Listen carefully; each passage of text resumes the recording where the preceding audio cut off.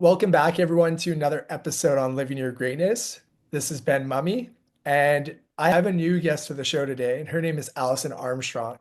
So, for those of you that don't know Alison, she has been studying human behavior since 1991, and she is also very well known for writing the book The Queen's Code.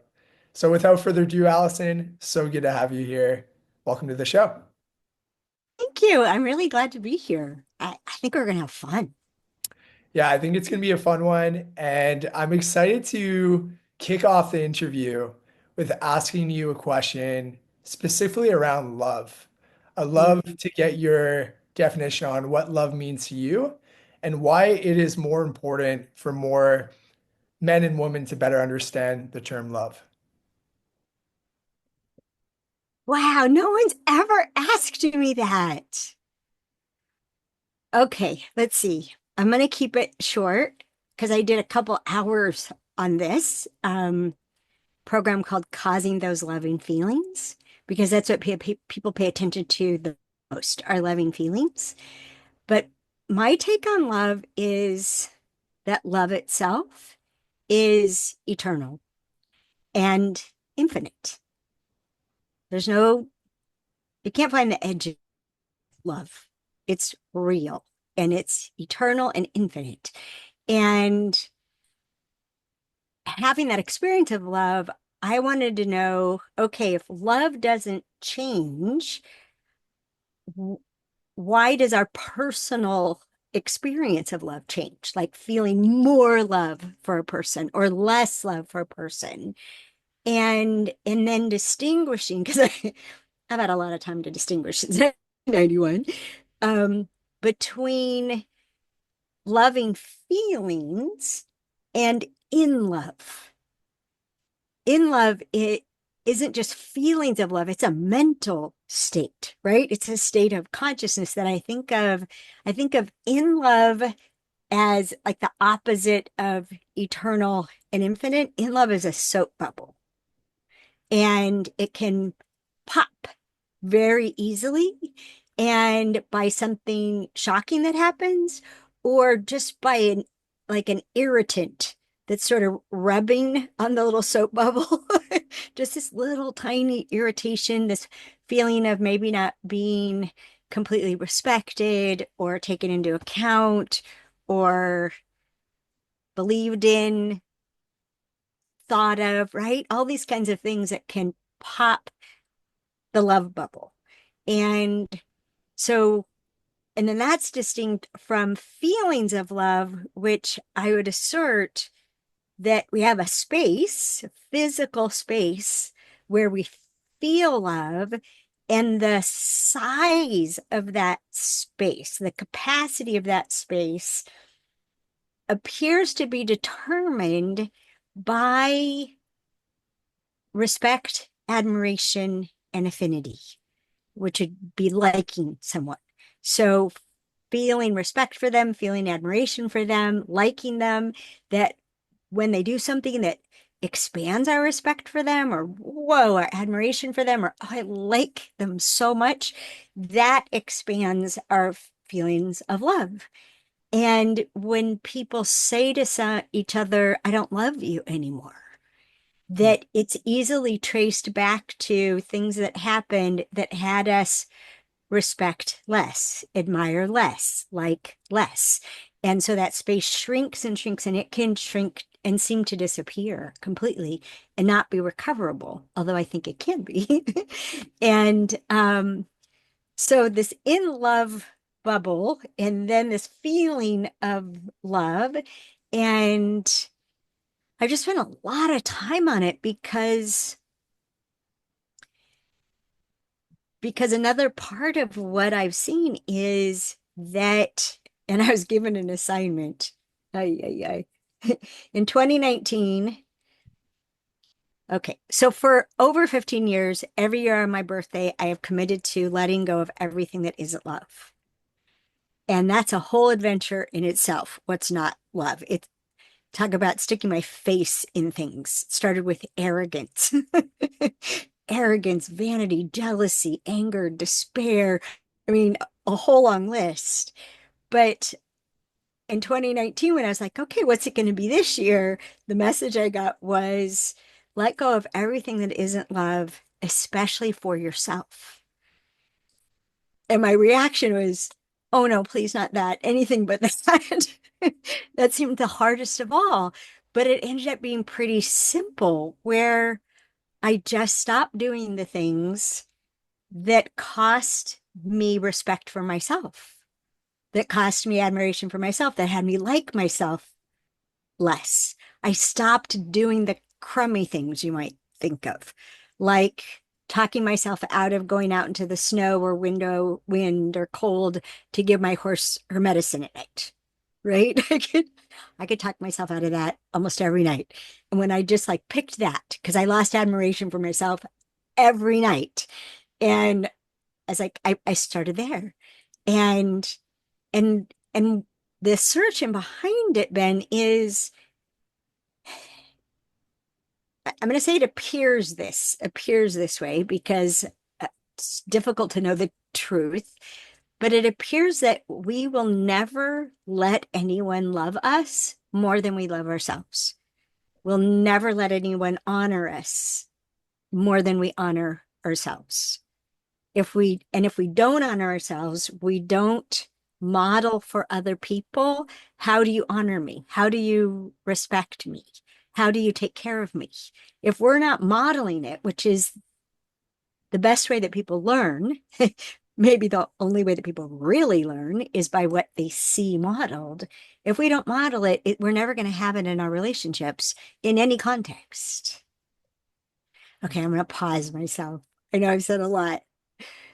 No, I love that. I want to actually pull on this thread here of love and self-love. What Okay. happens if there's a relationship where we have one partner that has their own self-love and then Hmm. another partner who doesn't have self-love for themselves? How does that become an issue over time in the relationship? Well,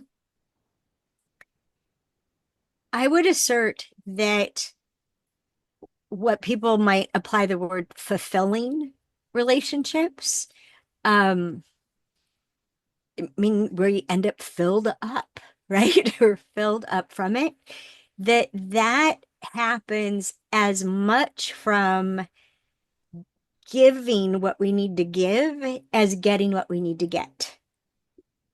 And like in Sync with Opposite Sex, we talk about what is the situation that you're looking for? What is the kind of so-called relationship situation you're looking for? It could be you're looking for a lover, it could be looking for a life partner and the co-parent of your children, right?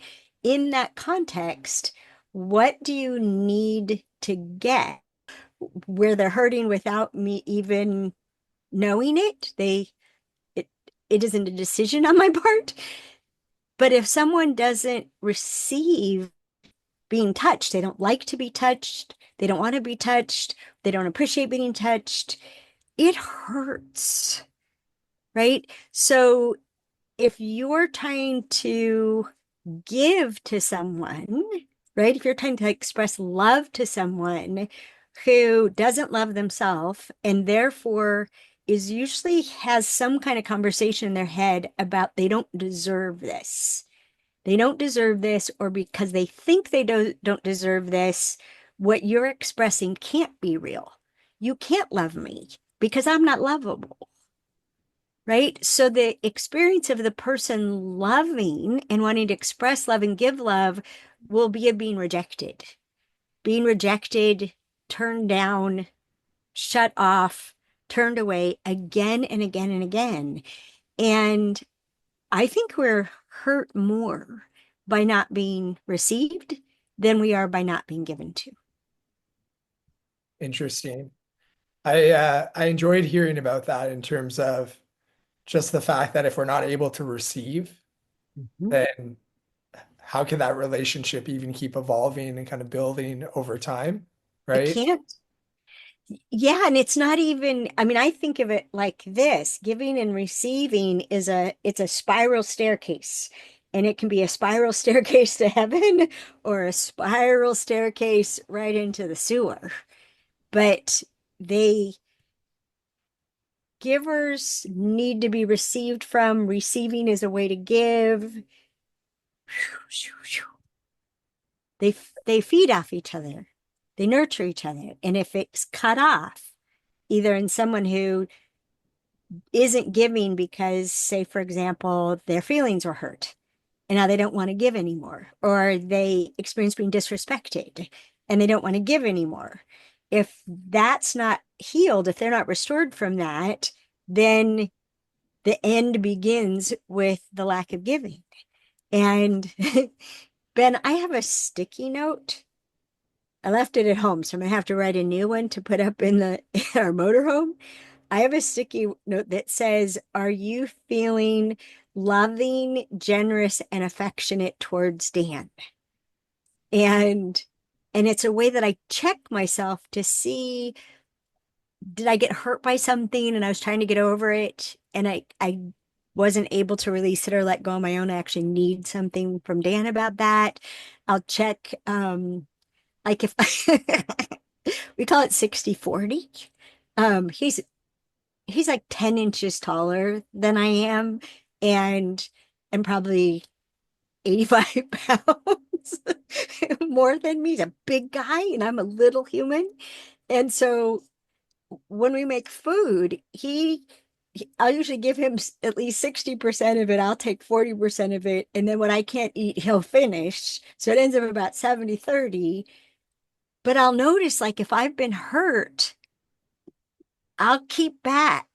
I'll hold back the whatever it was that I normally would have pushed towards him, right? Like he made breakfast this morning and we both like eggs pretty much the same way. And one of them like got flattened and one was kind of overcooked and the other set was perfect. I could tell he's in good shape because I dished it up and I give him the perfect set. And he's like, no, that was for you. I'm like, no, but you really like him that way. He goes, but you really like him that way too. Like, yeah, well, I wanted you to have them. It was just, okay, we're good. We drove thousands of miles since last Friday. Wow. And we're good. That's awesome. So I just like little checks. If we don't want to give, what happened?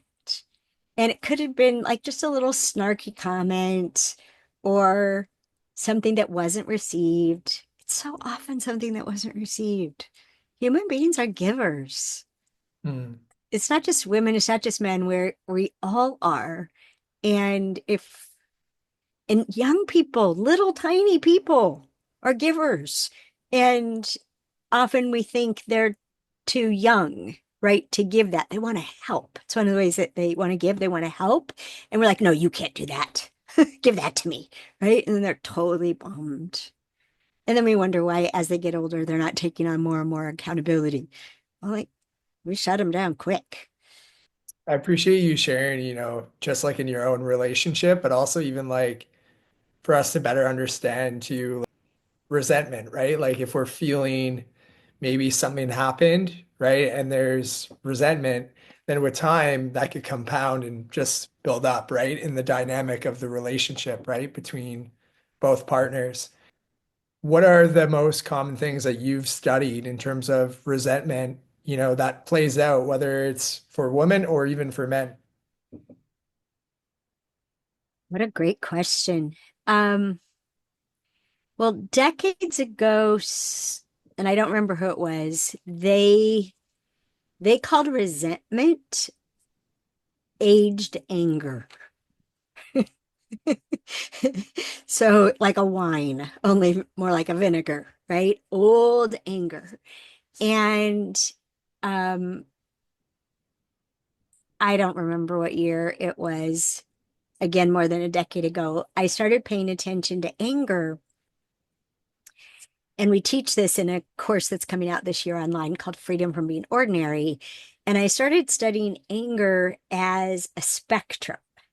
And part of this was doing research with men and how they experience anger and why men are so proud of themselves for keeping a grip on their emotions, which I believe are so much more intense than women's emotions.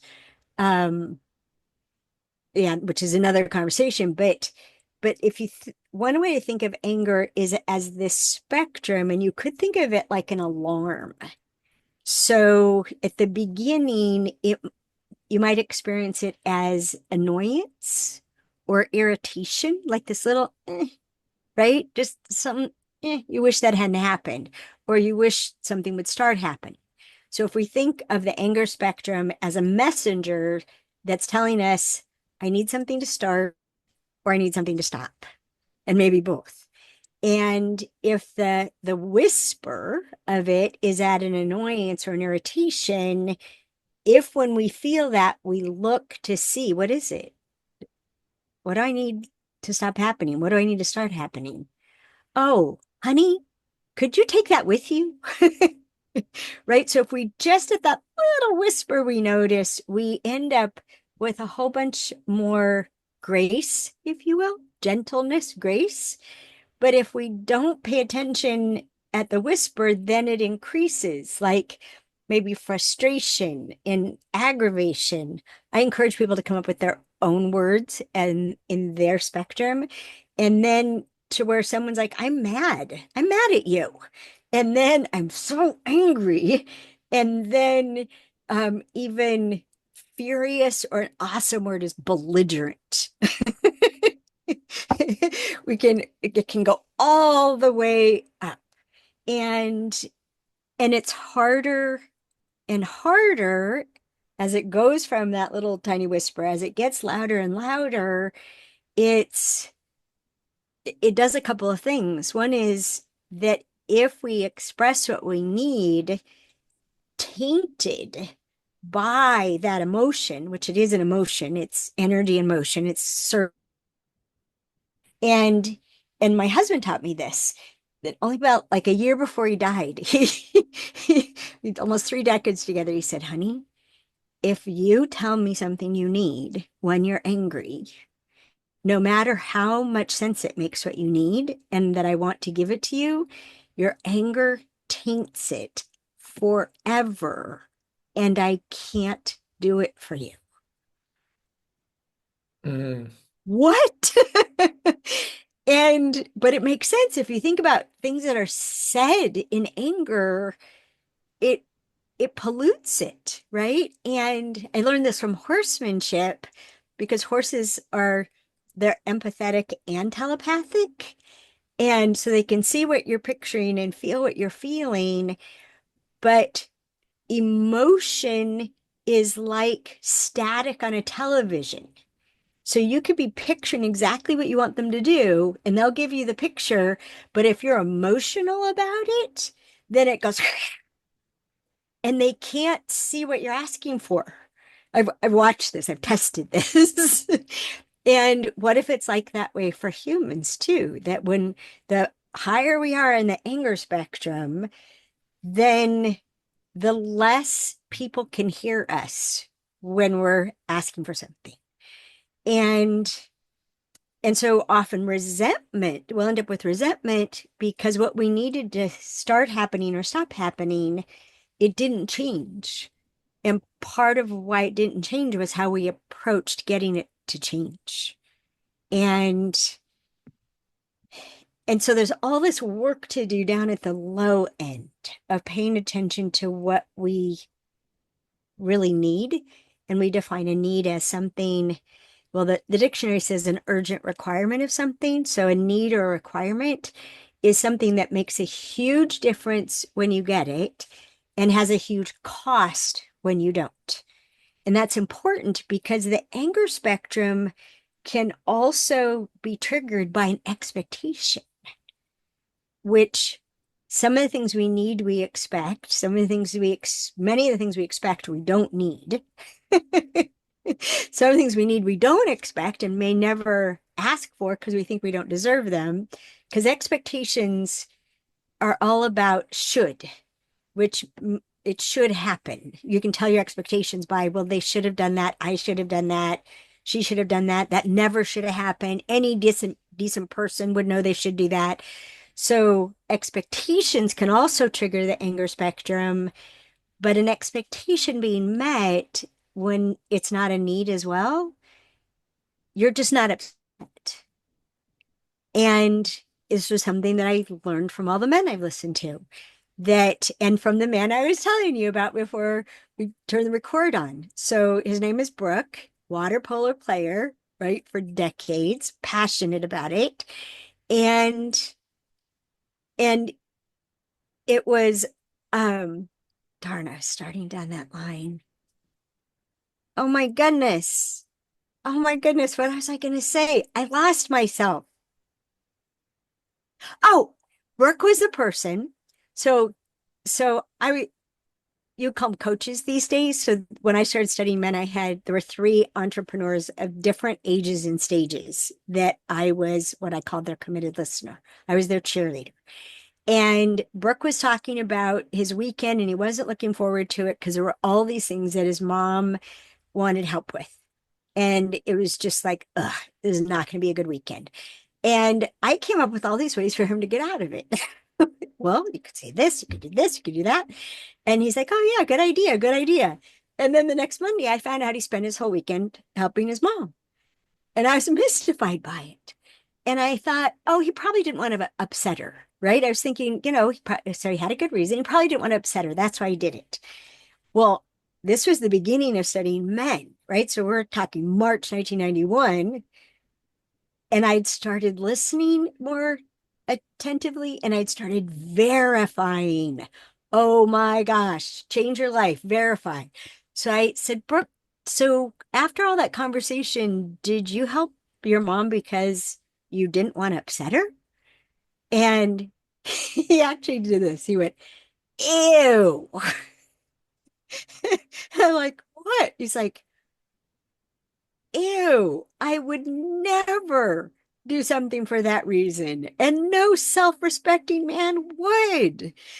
And I'm like, gosh, women do things all the time in order to not upset other people. That is a normal motivation for women. And and he's saying he would never do anything to not upset somebody. I said, so then why did you do it?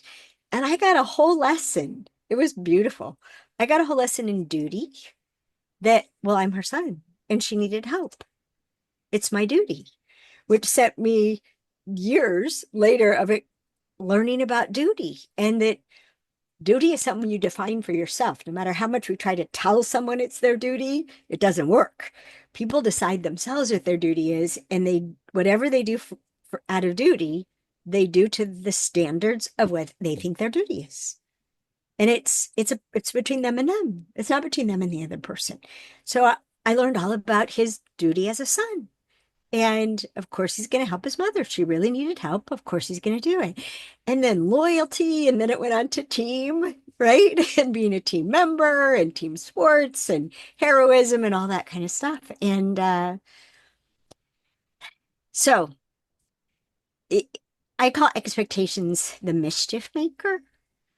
And especially when it's added to other things. We have a program on our website called Connecting Through Conflict because most people disconnect through conflict, disconnect even at the whiff of conflict. So that little annoyance or irritation, we're likely to try to bat it down or suppress it. Don't look at it for what is the message here.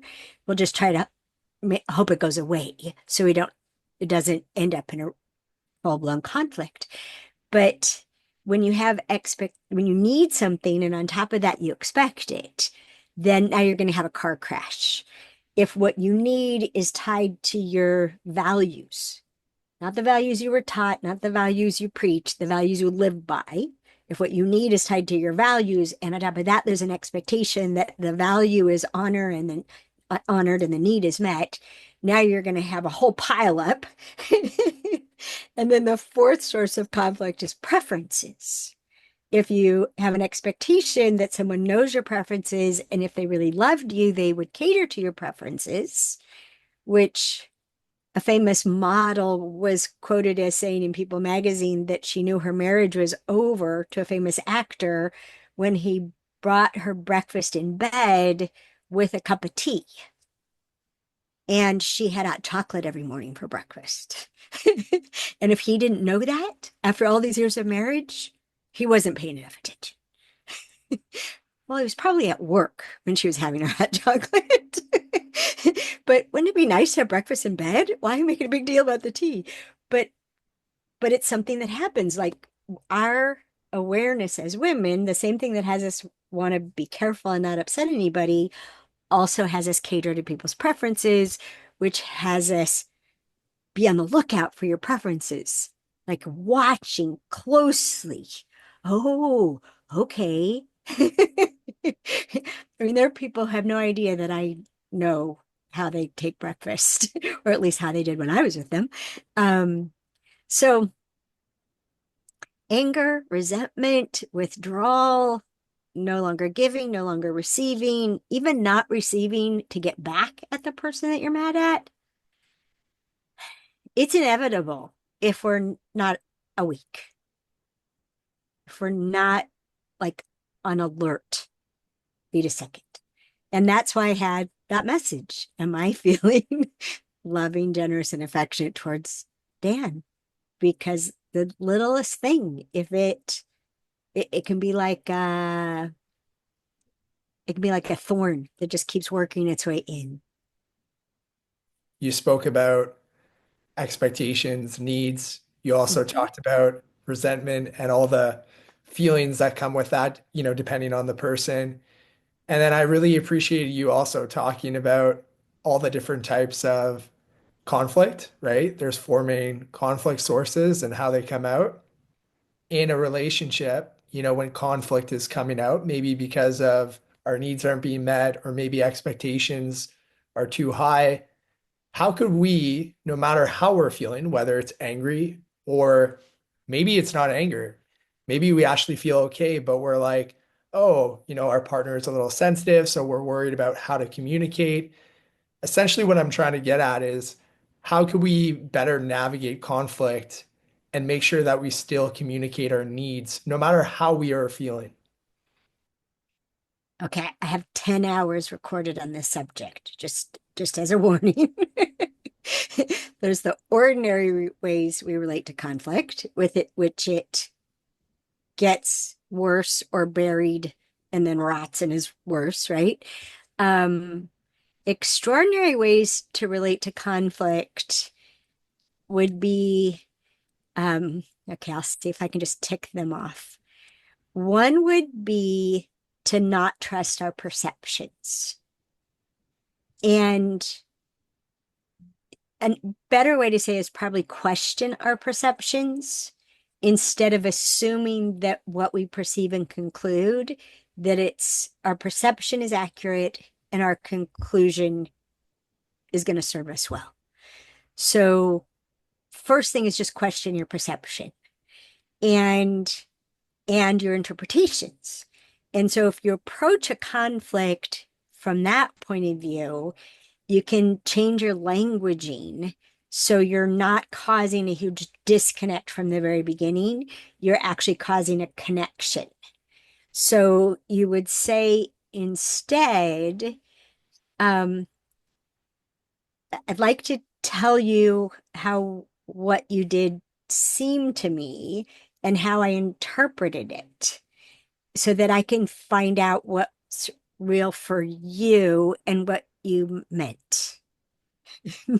Now, most people would be like, oh, thank God, right? You care about why I really did that and what it meant instead of you're going to accuse me of all these heinous crimes and be sure that it's true. Wow, because that's what we normally do.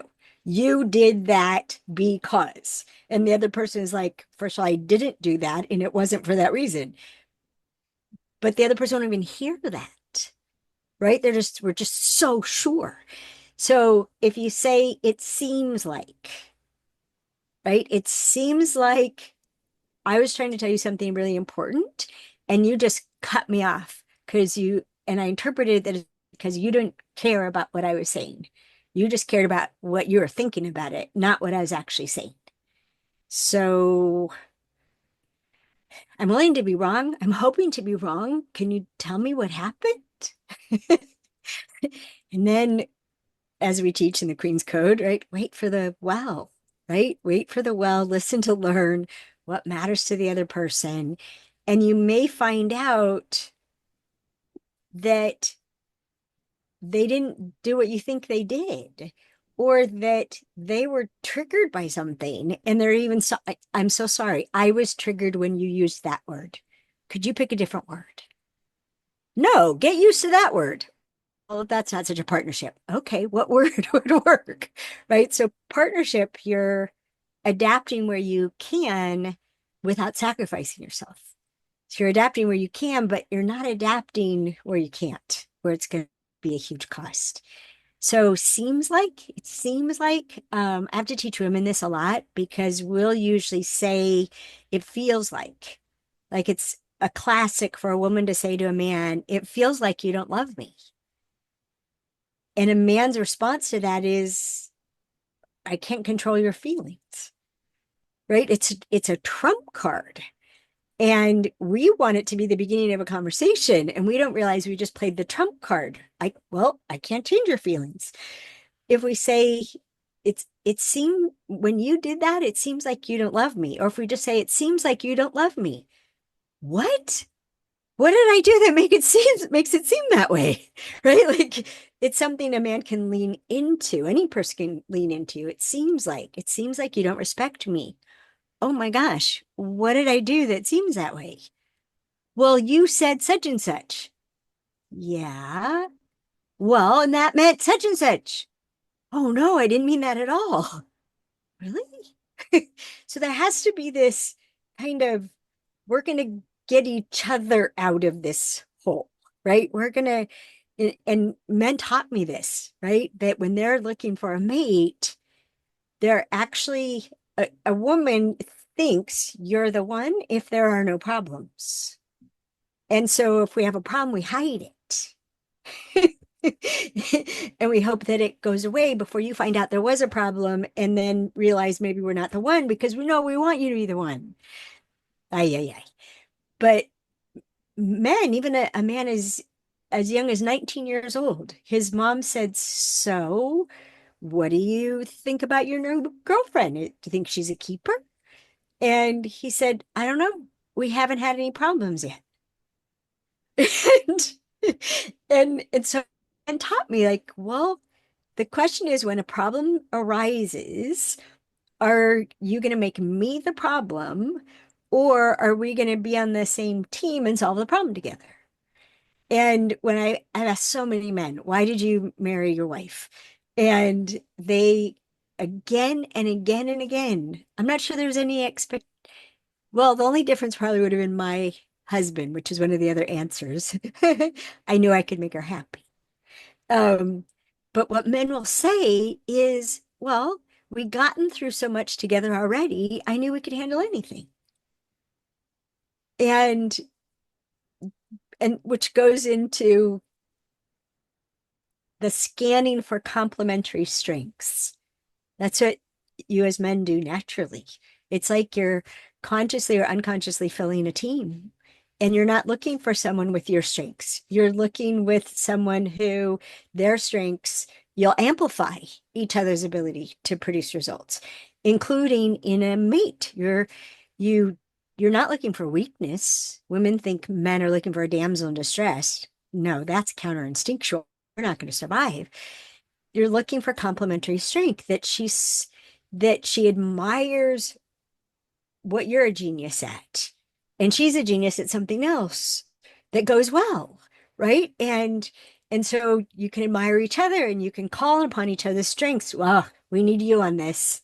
Or I got this. Okay, yeah, I can see you do. You got this. Yay, you. Um, so we need that in problem solving. We need complementary strengths in everything, but especially in problem solving. And that means staying on the same team instead of the other person is the problem, and they need to get over this, and this is what's wrong with them. And you can tell you're digging a deep hole if anybody is labeling. Labeling is the easiest way to see objectification. And objectification is always trying to make something much simpler than it is. Turn a human being into a finite object, you're in deep trouble. And we do it a lot. We do it a lot because it makes us feel better, even though it makes us less effective. Like a common objectification these days is narcissist, emotionally unavailable. Um, what are they saying about attack? Wait, I know you brought it up when we were talking earlier. What's the attachment that's like a total malfunction in attachment? What's the term that's used? There's avoidant attachment, there's secure attachment, there is anxious attachment, Mhm. there's avoidant anxious. Well, There's four of them. I think it's mostly, oh, he's attachment avoidant, right?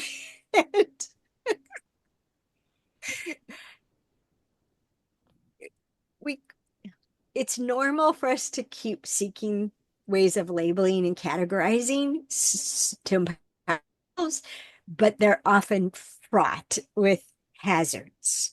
And when we're labeling other people, like even the work that I did on the stages of development, which we first published in 1997, about pages, knights, princes, kings, elders, and tunnelmen, is we would call it in the tunnel. Even those labels of stages of development, which can be so illuminating and freeing, uh, I try to tell everybody, don't you ever label a man with a stage of development. Like, have him listen to the recording or teach it to him, and then he tells you, right? Have him read Keys to the Kingdom and then tell you where he's at. You deciding, oh, he's in the tunnel. He's a tunnel man, right? Or oh, such a prince. Like, no, no, no, no. It's all over as soon as we put a label on it. We're not curious anymore once we label it. I appreciate that explanation, and it makes me think like, how do men choose, to see the best in women, and how do women choose, to see the best in men? Well, you know this. This is part of your being a team captain. I think looking for the best in people is a choice. It's a choice to make. And that's what we're going to do. And I know that whatever we pay attention to, we get more of. I know that if you want something to keep happening, appreciate it, and especially appreciate it in the currency of the other person. Old program, but still worthwhile. It's called the appreciation equation. And behavior is predictable by the experience of appreciation. And and women will do something that I've taught them to do, like they'll read the Queen's Code and find out how to ask the man in their household to take out the trash, and they'll do it, and it works. He does it, and then they'll say it worked, but he only did it the once. It worked for a little while, then he stopped. I'm like, well, did you appreciate it? What do you mean? Appreciation, those are points, right?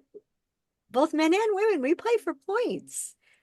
Whatever's appreciated, that appreciation, when it's in our currency,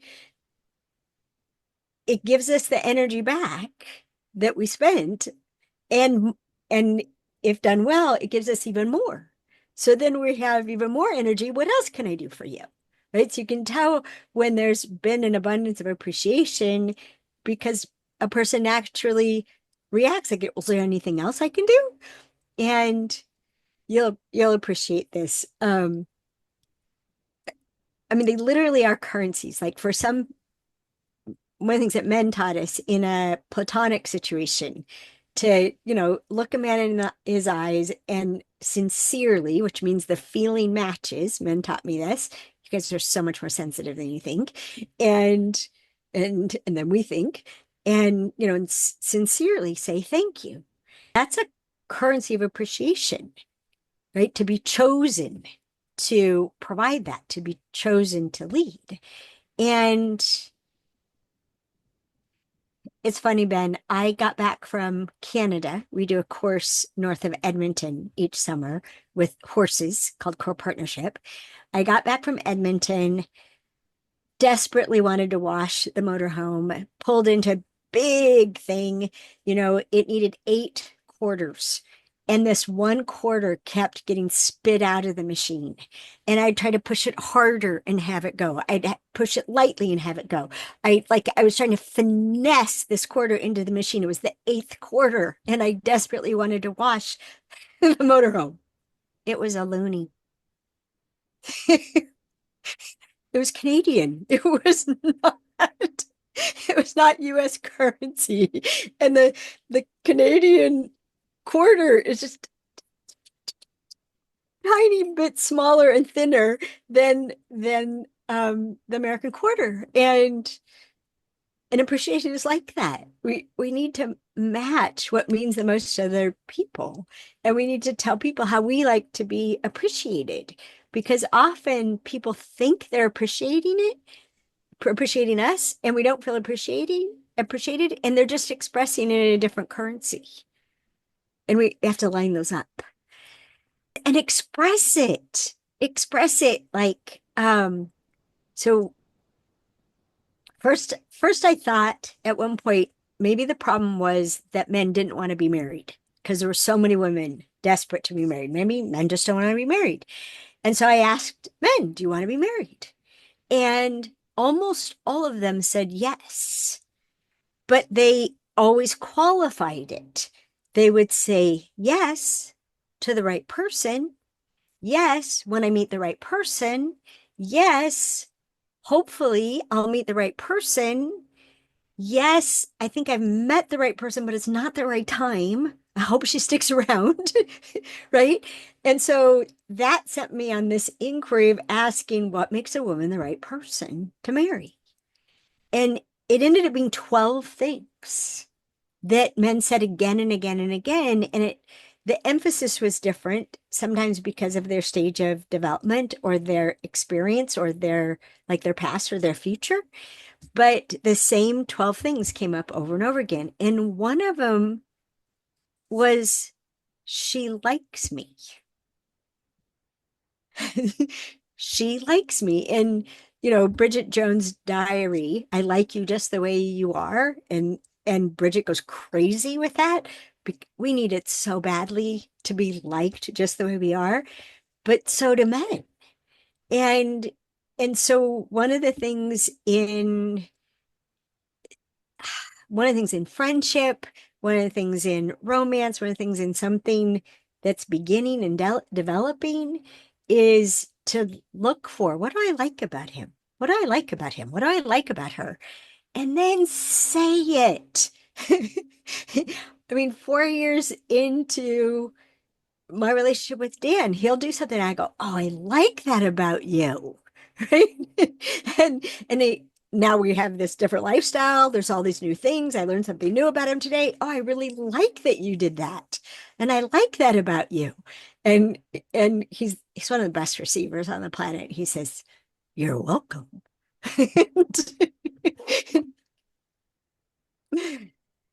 Yeah, it's so important on both ends, right? To be able to give and to be able to receive again. And I love that example there as well.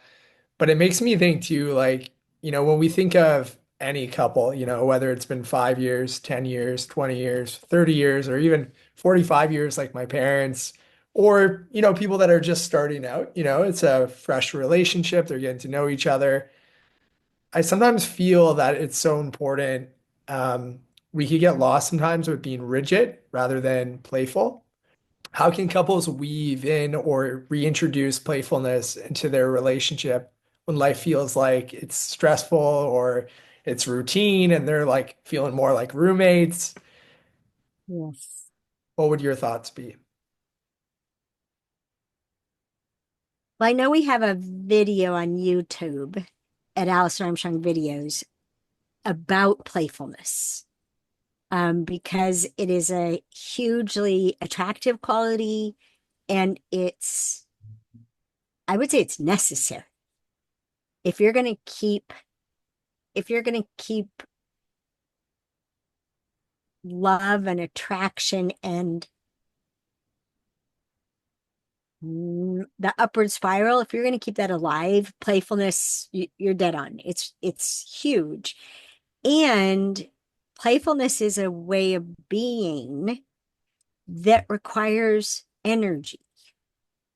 And so for most women to be playful, we have to not be tired. We need to be rested and we need to feel safe. If we don't feel safe, we won't be playful.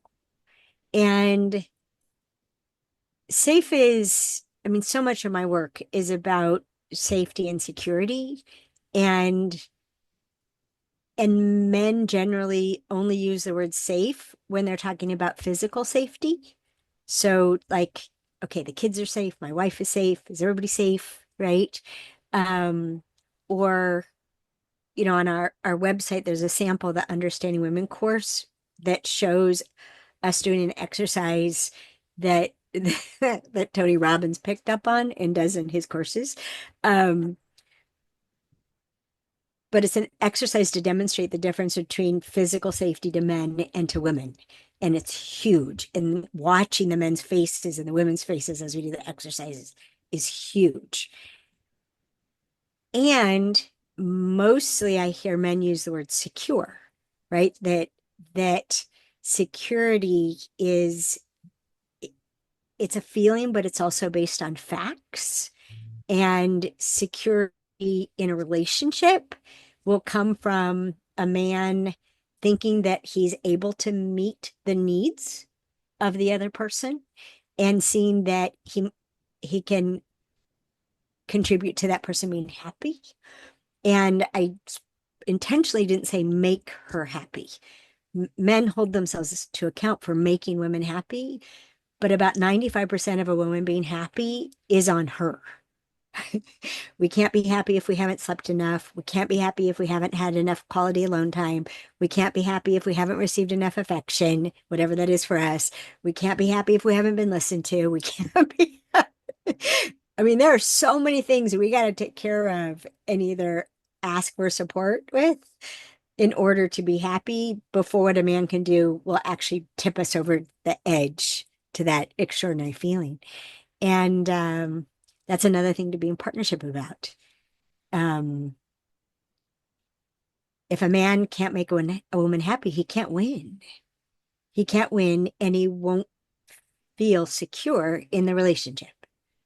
And it's one of the 12 things that makes a woman the right person. He he makes her happy enough of the time. Um, so back to this thing of looking for the best in each other and telling each other what we like about each other, telling each other what we admire about each other, um, telling the other person when they do something that's like, whoa, respect, man. Whoa, we just went up a couple notches. And like, have you ever heard of Dr. Michael Bruce's work, The Power of When? I have not. Okay, so I am an advocate for everything that helps us to know and honor ourselves better and then be able to understand and honor other people. And Bruce is spelled like Zeus, so Breus. And he studied the the genetic source of what some people would call circadian rhythms. Mhm. And so he calls them chronotypes. And it's genetically determined. There's four different types, and it determines the time of day that certain hormones are released that cause us to be awake or sleepy, hungry, sex drive, social ability or lack thereof. Um, I mean, focus or the inability to focus, it creates all of that. And the four different chronotypes are basically like an hour or two apart and or more. So, for example, Dan is what 50% of the population is. Dan is a bear. Mm. And what that means is between 10 a.m. and 7 p.m. Those are his social hours. That's when he likes to be with people. He seeks being with people. He wants to converse. He wants to interact. After 7 o'clock at night, a question is, it's worse than annoying. A question is painful. No questions. And and and so learning, right? Learning how we could have, this goes back to the conflict conversation, that we can have conflicts because of chronotypes and they're not personal. And so there was a morning, this was a couple of months ago. I had just moved into Dan's house after 3 years of living in his backyard. I didn't want to live with the bear. I was afraid to live with the bear. But I moved in, had my own suite, and we had an interaction in the morning where he said something that hurt my feelings. And I shut down. I was, ouch. I mean, it really hurt. And I was thinking, oh, oh my gosh, this is bear time. He doesn't come out of bear time till 7 o'clock. How how am I gonna? I'm gonna have to fix myself. What am I gonna do to make myself okay until 7 o'clock when he can come say he's sorry? Oh no! And as I was thinking, how am I gonna last until 7 o'clock? Because I had to work all day, or I don't know, 5 o'clock or something when I was done working, and he came in. And he knew he was a bear, right? He's like, "Rrr, rrr, rrr." Like, I'm sorry. I think I hurt your feelings. You need a hug. And I just looked at him and my ears, my eyes are popping tears now. And I just was like, yes, and thank you. And I didn't think you could fix a bear encounter while you were still a bear. I didn't know if I could either. I thought I'd try. It's like, you get 1,000 points for that. Really? My respect for him in trying to heal the hurt he caused when he's just being himself with the hormones all cattywampus and him not wanting to be social at all. It's like, wow, superhuman. And we need to acknowledge that stuff. We need to acknowledge and appreciate it again and again. And then it makes it worth doing, right? That was a superhuman effort on his part. And now he knows it worked. And it also comes from respect, right? Like a key word there is He, he showed you that he saw you, that he heard you, right? And took action, right? And and acknowledged like your need, right? And that kind of makes me tie into like sometimes when respect is broken in a relationship, that takes away trust, that brings out a lot of challenges. And I know like a lot of your work for both understanding women and understanding men, you've really done a good job in the Queen's Code at showing how there are some women in the world that could disrespect men and emasculate them by not letting them be themselves, right? Like not letting them be in their masculine or not letting them be in their productivity mode or be in their bear mode. So I'm curious to build the next question here on how important respect is in relationships and what are some lessons that you've learned and that you've taught women across the world about how to properly not emasculate men and choose instead to see the best in them. you asked an enormous question. It's a huge question. So let's see. Well, obviously the Queen's Code, I wrote the Queen's Code to teach the answer to that question. Our Understanding Men online course also teaches the answer to that question. And trust and respect are the two things that if those aren't shown to a man, you're you're going to bring out the worst in him. Because without trust and respect, he can't be productive. And productivity is the source of his security. So you now have caused a caveman attack, right? Distrust and disrespect, which are tied together. And what men have said is if you don't trust me, you don't respect me. Like it, and if you don't respect me, you don't see me. You don't know who I am. This is a non-starter. And unfortunately, that's what happens to women a lot. Women express a non-starter very early on just by the way that they interact with the man who's approaching them. And often we interact that way because we're so afraid of men.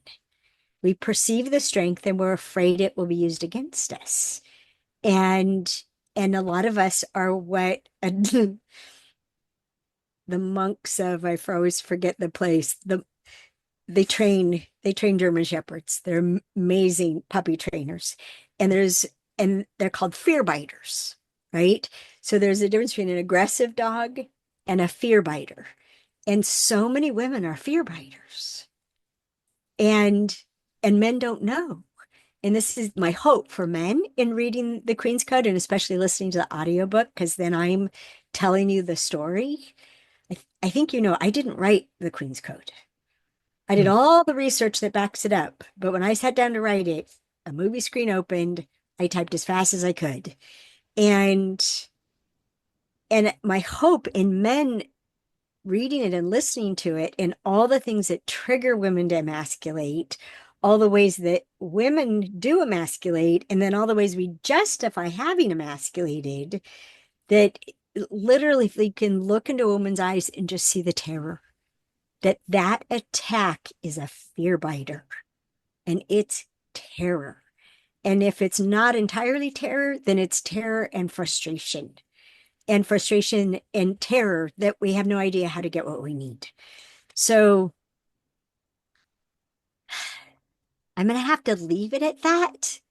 Um, I'm sorry I can't give a more complete answer at this point, but all forms of withholding, including withholding admiration and respect, all forms of treating, like ignoring a man as if he's not worth noticing. He doesn't matter.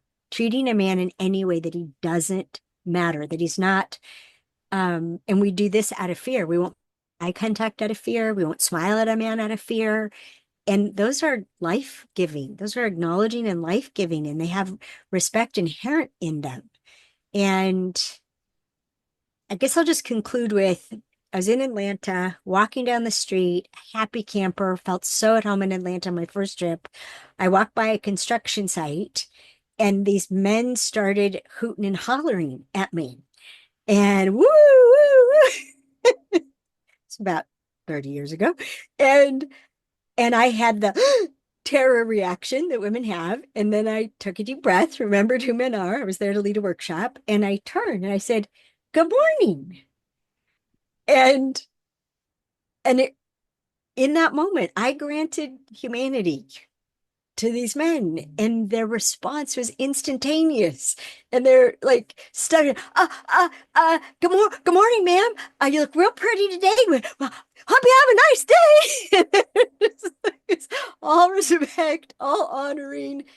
And they didn't mean any harm by that expression, but we think that they mean harm. We think men mean to cause the terror that we experience.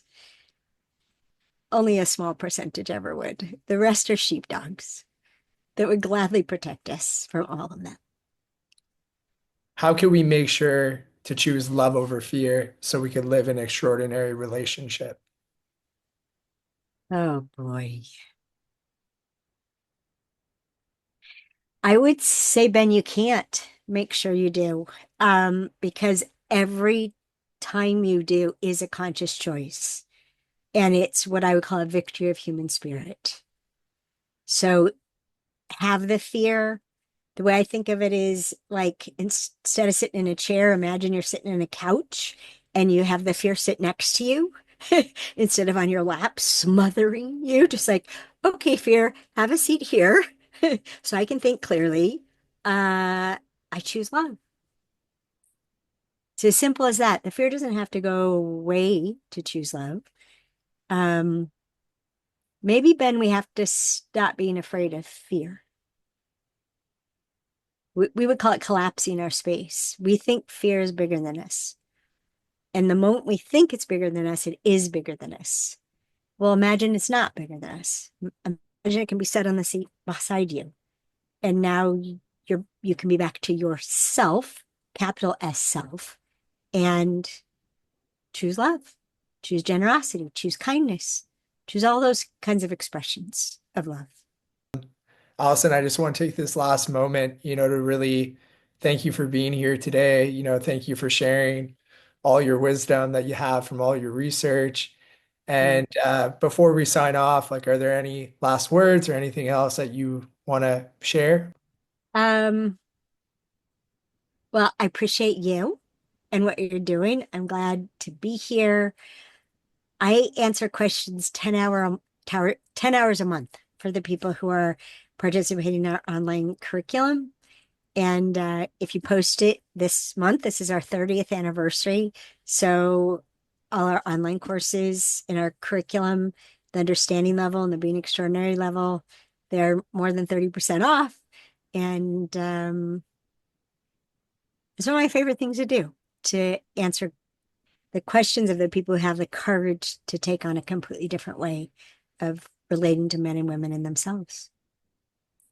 I love that, Allison. Okay, so I'll be sure to include that in the notes. And again, thank you so much for being here today on Living Your Greatness. You're welcome.